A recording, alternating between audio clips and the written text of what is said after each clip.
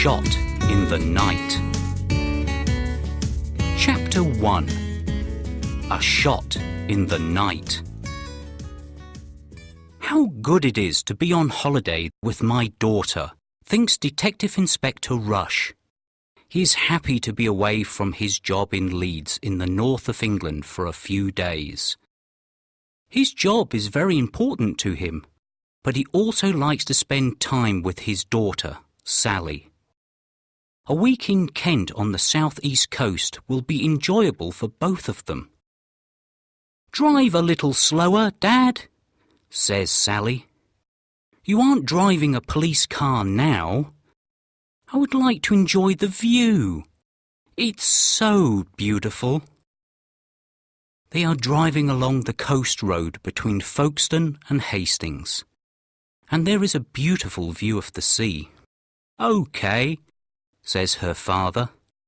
"We have a few hours yet. We must arrive in time for the evening meal, though."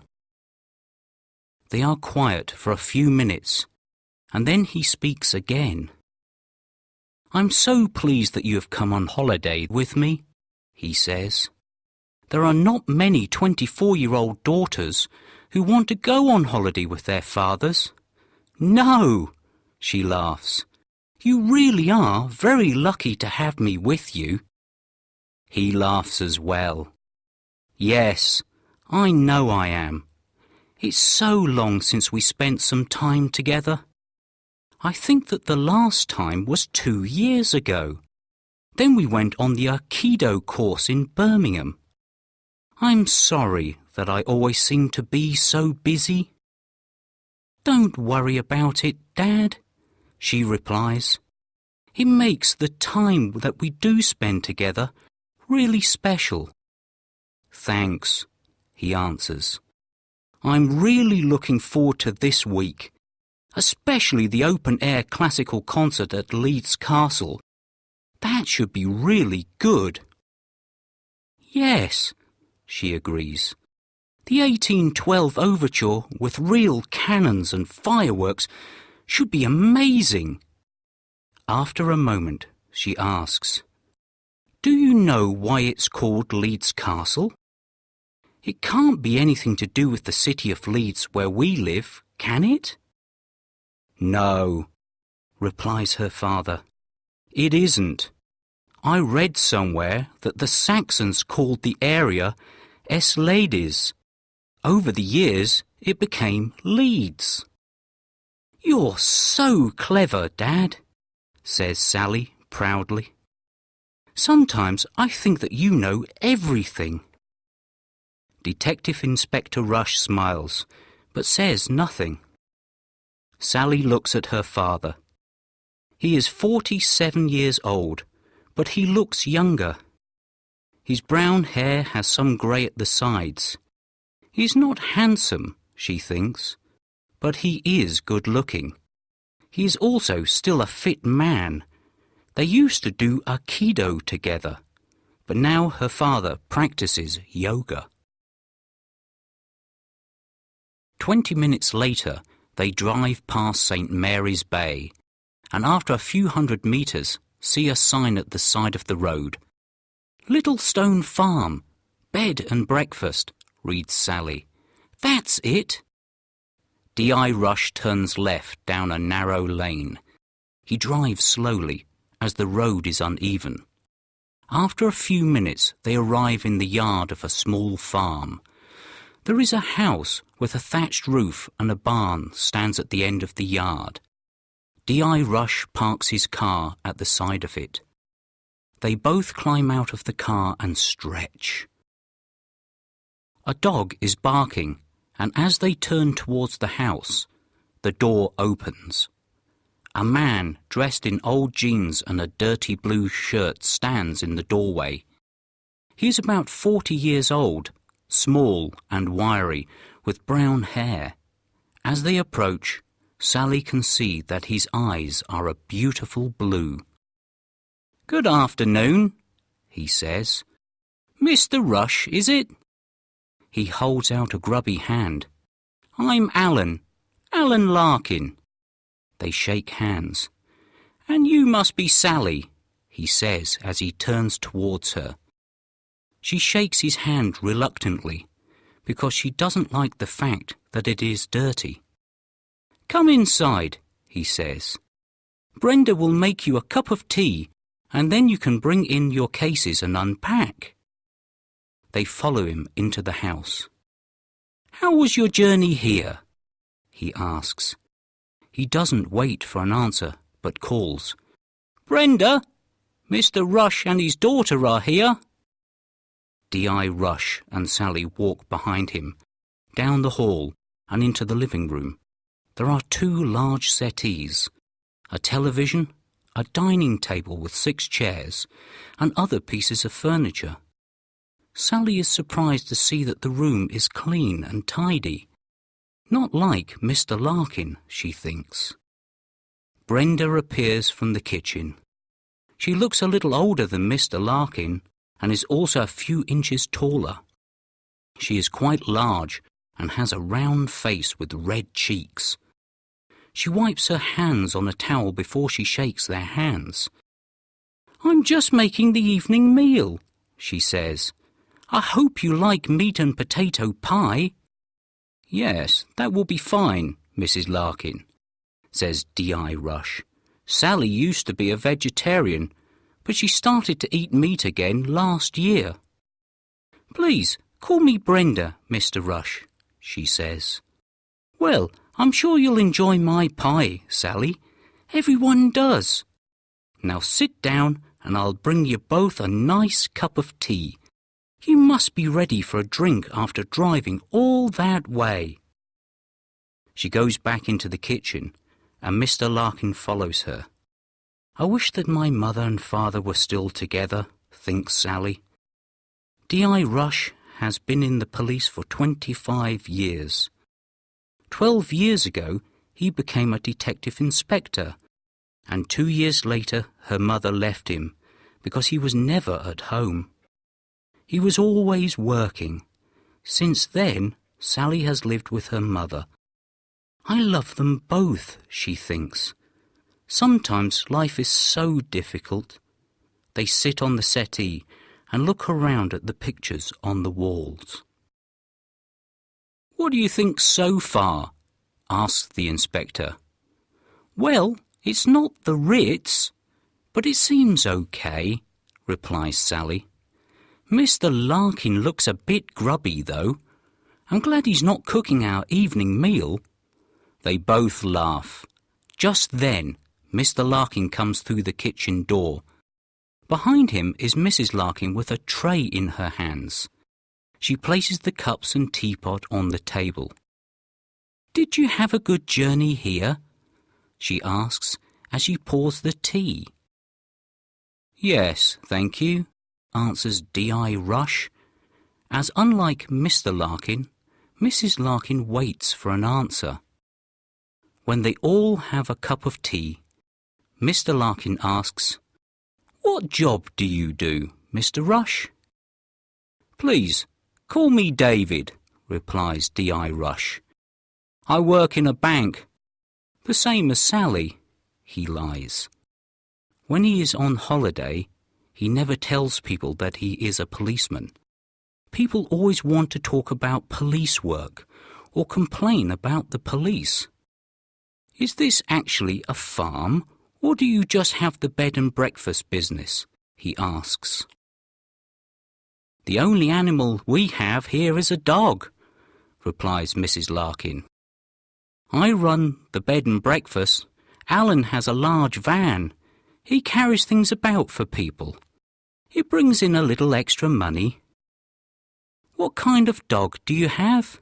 asks Sally. "I like dogs."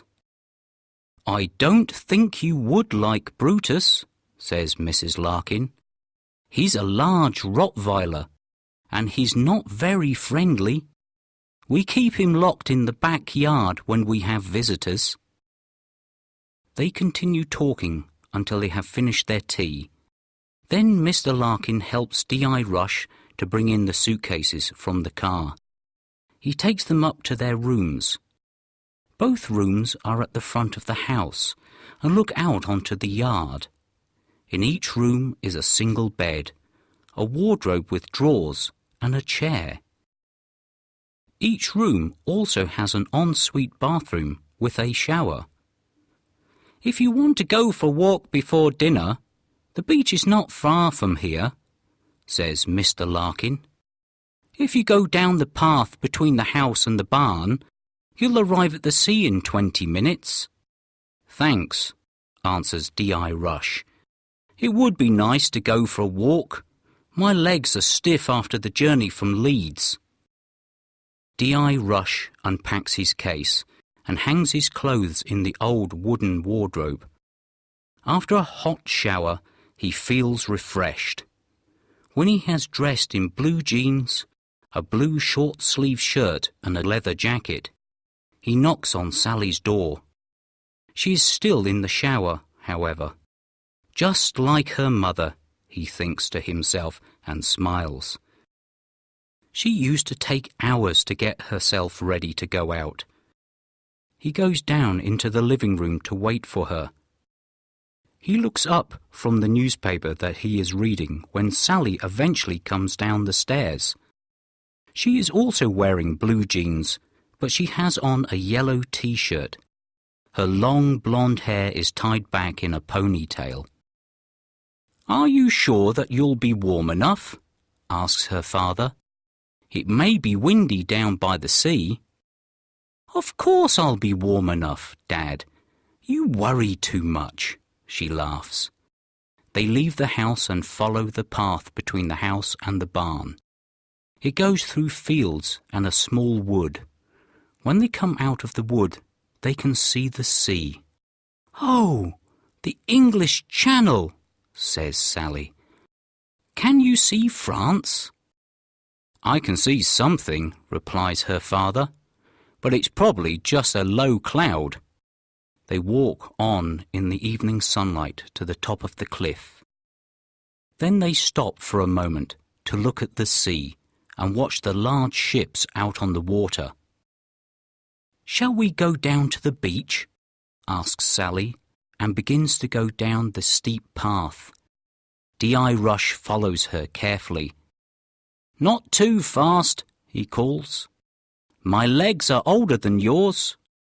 They spend some time on the beach, where they walk by the sea and throw pebbles into the water. Then they climb back up the path. "You're very quiet, Dad," says Sally.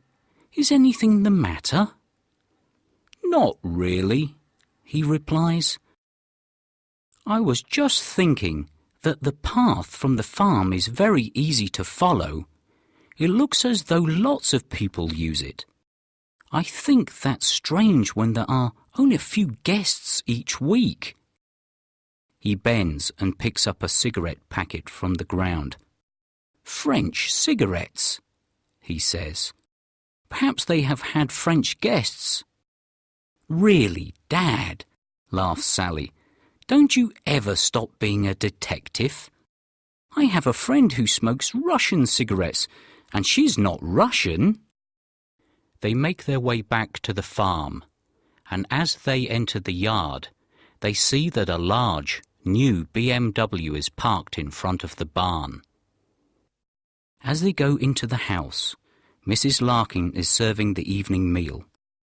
There is already a man sitting at the dining table. "Hello, you two," calls Mrs. Larkin. "You're just in time. This is Mr. Dalton. He's staying here for the night." D.I. Rush and Sally introduce themselves to Mr. Dalton. He is about 30 years of age, slim, and has short, blonde hair. He is dressed in an expensive suit, and the inspector sees that he has a Rolex watch on his wrist. Sally thinks he is quite good-looking, and during the meal she tries to talk to him. Mr. Dalton, however, doesn't want to talk. He answers her questions with yes or no, and eventually she gives up and talks to her father instead. After the meal, Mr. Dalton goes upstairs to his room. Mrs. Larkin clears the table and returns to the kitchen. "Mr. Dalton doesn't say very much, does he?" says Sally when they are alone. "No," replies her father. "He didn't want to talk about himself, did he? I wonder what his job is. That was a very expensive Rolex that he had on his wrist, and new BMWs aren't cheap." "Well, I don't think we are going to find out," says Sally. "Mrs. Larkin said that he's only here for one night." They sit on the settee. Sally watches the television and D.I. Rush reads a book that he has brought with him. At 9 p.m, Mrs. Larkin makes a cup of tea for them, and at 10 p.m. they decide to go to bed. They are both tired after the journey. D.I. Rush lies awake for a little while. He thinks about what they will do in the morning. He also thinks about Mr. Dalton. Why is a man with so much money at a bed and breakfast? He should be in a 4-star hotel, thinks D.I. Rush as he falls asleep. It is still dark when he suddenly wakes up. He is sure that the noise that woke him was a gunshot. He switches on the lamp at the side of his bed and looks at the clock. 3:30. He switches off the lamp again and gets out of bed. He looks out of his window, but the yard below is completely black. Since he is awake, he decides to get up and have a look outside. He puts on his trousers, shoes, and a jumper and quietly goes down the stairs. He unlocks and opens the front door. Suddenly, the light in the hall is switched on. "It's a little early to be going out for a walk, isn't it, Mr. Rush?" says a voice behind him. D.I. Rush's heart is beating like a drum. He turns and sees that Mr. Larkin has come out of the living room. Behind him stands a large, black Rottweiler. The dog growls deeply when D.I. Rush looks at it. "Be quiet, Brutus," says Larkin. The dog stops growling, but it doesn't take its eyes off D.I. Rush. "Something woke me," says the detective. "It sounded like a gunshot." "Yes, I heard it too," says Mr. Larkin. "I was in the living room. I must have fallen asleep while I was watching the television." "What do you think it was?" asked the D.I. "It's probably poachers," replies Larkin. "They are often around here at night. Don't go out when they're about. You could be injured or even killed. You wouldn't be the first person to be killed by a poacher's bullet." "No," he replies. "You're probably right. I think I'll go back to bed and see if I can sleep."